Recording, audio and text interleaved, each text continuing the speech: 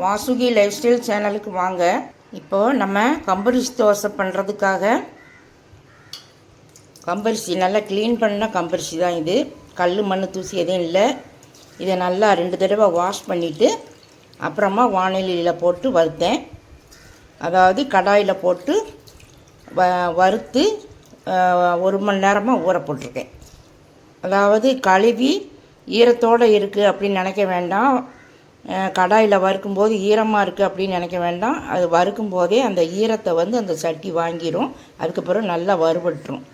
அதுக்கு பிறகு 1 மணி நேரம் நான் ஊற போட்டு வச்சுருக்கேன்.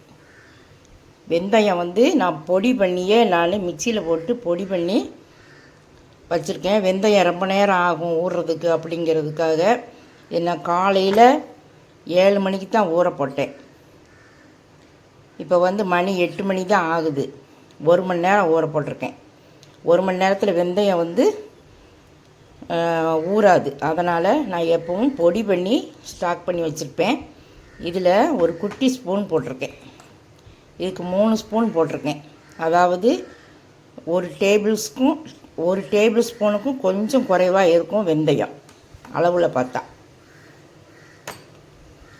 அதை பொடி பண்ணி இந்த தண்ணியில் இப்படி ஊற போட்டு வச்சுருக்கேன். இது இப்போது நல்லா ஊறி இருக்கும். இப்போது மிக்ஸி ஜாரில் போட்டு இது 2ஐயும் அரைச்சிக்கலாம்.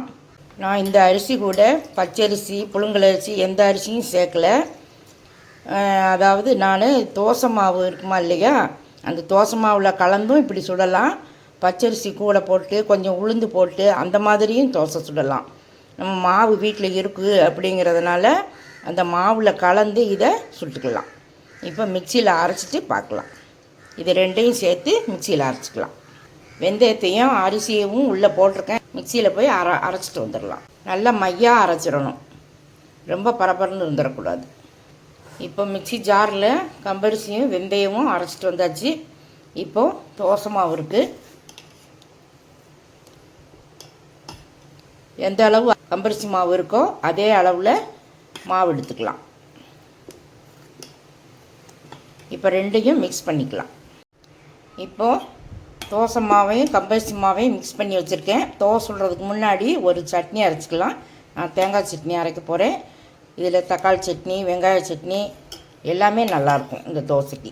தேங்காய் சட்னி அரைக்க போகிறேன். இப்போ அரைச்சிட்டு பார்க்கலாம். மிளகாய் போடுறேன்.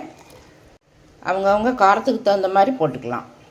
2 டீஸ்பூன் பொரிகடலை, 3 பல் பூண்டு, ஒரு கொட்டை பாக்களவு புளி, 1/4 டீஸ்பூன் தான் உப்பு, 2 டேபிள் ஸ்பூன் தேங்காய் துருவல். இதை மிக்சியில் சட்னி அரைச்சிட்டு வந்துடலாம். மிக்சியில் சட்னி அரைச்சிட்டு வந்தாச்சு. இதுக்கு தாளிப்பு கொடுக்கணுன்னாலும் கொடுக்கலாம். தாளிக்காமல் பச்சையாக அப்படியே சாப்பிட்டாலும் நல்லா தான் இருக்கும். நான் தாளிக்கலை. இப்போ கம்பரிசி தோசை சுடலாம். மாவில் 1/4 டீஸ்பூன் உப்பு போட்டுக்கலாம். இப்போ தோசை ஊற்றிக்கலாம்.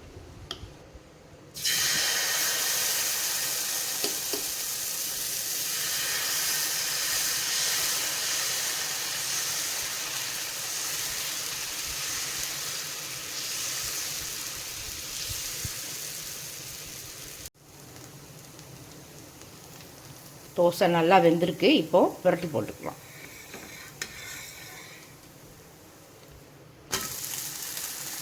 சூப்பர். மொறுன்னு வேணுங்கிறவங்க கூட கொஞ்சம் நேரம் வேக விட்டு எடுத்துக்கலாம். எனக்கு மொறுன்னு இருக்கிறது பிடிக்காது. கொஞ்சம் சாஃப்டாக இருக்கிறதுல வைக்கும்போதே நான் எடுத்துருவேன். அதனால் இப்போ நான் தோசையை புரட்டி எடுத்துக்கிறேன்.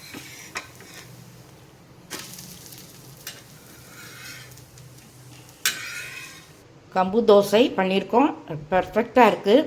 இந்த கம்பு சிறுதானியங்கள்லே பெஸ்ட்டான ஒன்று கம்புன்னு தான் சொல்கிறாங்க.